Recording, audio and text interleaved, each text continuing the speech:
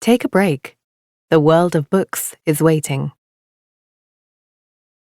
Back in middle school, I used to walk to school with my friends. We were a bunch of noisy teenage girls chatting away non-stop. Sometimes I'd tell them about a book I had read the night before, and on those days, the walk to school felt even shorter than usual.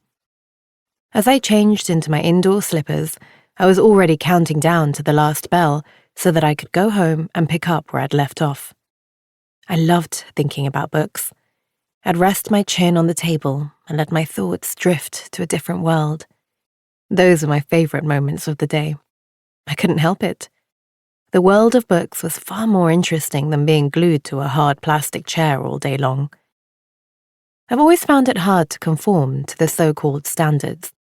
Each time a teacher or an adult told me I shouldn't do this or that, I'd nod but let their words breeze past me. I refused to believe there was only one path in life.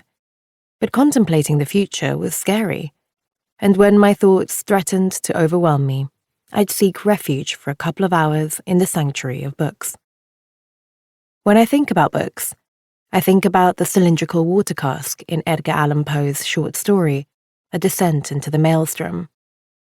In the story, a seaman recounts his experience of being caught in the treacherous whirlpool in the seas off Lofoten, Norway. With a diameter of more than 2 kilometers, the whirlpool swallowed everything in its vicinity, and as the seaman was falling into the abyss, he recalled how he had seen at the shore objects that the whirlpool had sucked in and spat out. Everything was broken and splintered, save for the bobbing water barrels. That's when he realized that cylindrical objects were the hardest to suck into the vortex, and he quickly clung onto one. I haven't encountered an actual whirlpool, but I've had many small ones disrupt the peace in my heart.